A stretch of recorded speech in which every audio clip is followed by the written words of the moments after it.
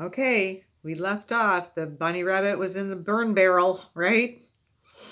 That night, the boy slept in a different bedroom, and he had a new bunny to sleep with him. It was a splendid bunny, all white and plush with real glass eyes. But the boy was too excited to care very much about it, for tomorrow he was going to the seaside, and that in itself was such a wonderful thing that he could think of nothing else.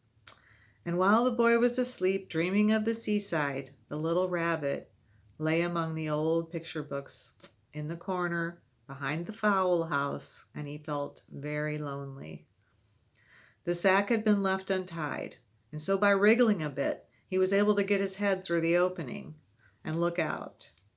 He was shivering a little, for he'd always been used to sleeping in a proper bed, and by this time his coat was worn so thin and threadbare from hugging that it was no longer any protection to him.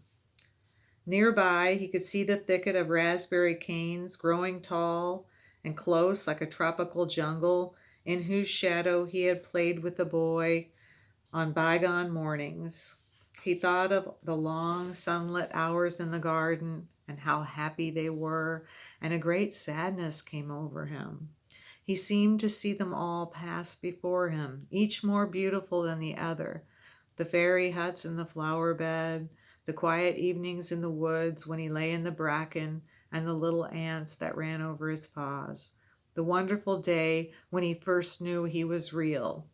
He thought of the skin horse, so wise and gentle, and all that he had told him of what used to be and what it was to be loved and lose one's beauty and become real. What if it all ended like this?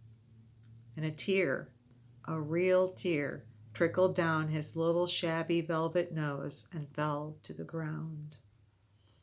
And then a strange thing happened. For where the tear had fallen, a flower grew out of the ground, a mysterious flower, not at all like any that grew in the garden. It had slender green leaves the color of emeralds, and in the center of the leaves a blossom like a golden cup.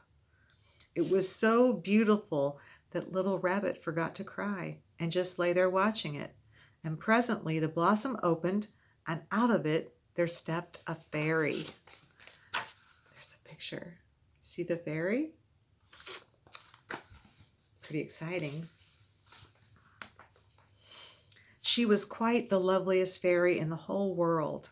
Her dress was of pearl and dewdrops, and there were flowers around her neck and in her hair, and her face was the most perfect flower of all. And she came close to the little rabbit and gathered him up in her arms and kissed him on his velveteen nose that was all damp from crying. "Little rabbit," she said, "don't you know who I am?" The rabbit looked up at her, and it seemed to him that he had seen her face before, but he couldn't think where. "I'm the nursery magic fairy," she said. "I take care of all the playthings that the children have loved.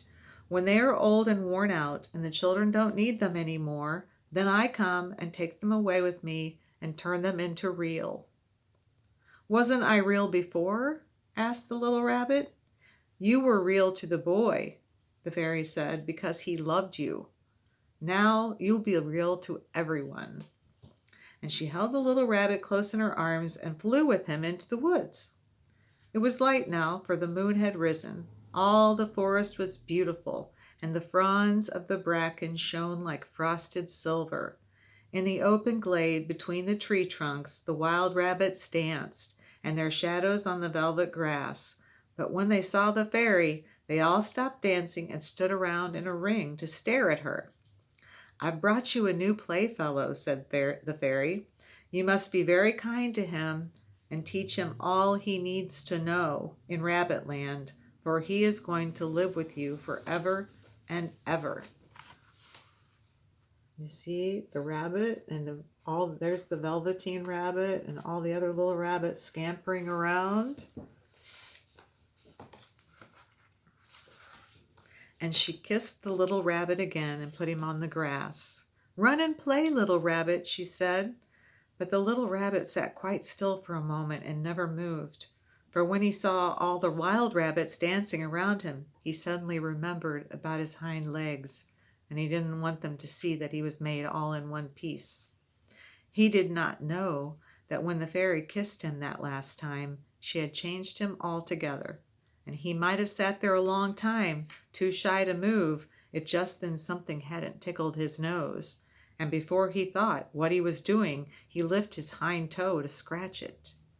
And he found that he actually had hind legs. Instead of dingy velveteen, he had brown fur, soft and shiny, and his whiskers were so long they brushed the grass.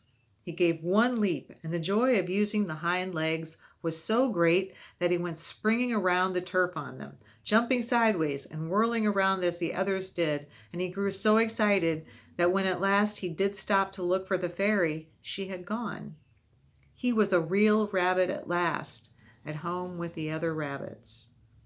Autumn passed and winter, and in the spring, when the days grew warm and sunny, the boy went out to play in the woods behind the house. And while he was playing, 2 rabbits crept out from the bracken and peeped at him. One of them was brown all over, but the other had strange markings under his fur, as though long ago he had been spotted. And the spots still showed through. And about his soft nose and his round black eyes there was something familiar, so that the boy thought to himself, "Why, he looks just like my old bunny that was lost when I had scarlet fever." But he never knew that it was really his own bunny, come back to look at the child who had first helped make him real. Wow, that's a great story, huh? That was just such a great book. So, if you'd like to borrow it sometime, I have it. It's here at Grandma's house. I hope you enjoyed The Velveteen Rabbit, and I love you very much. See you soon. Bye.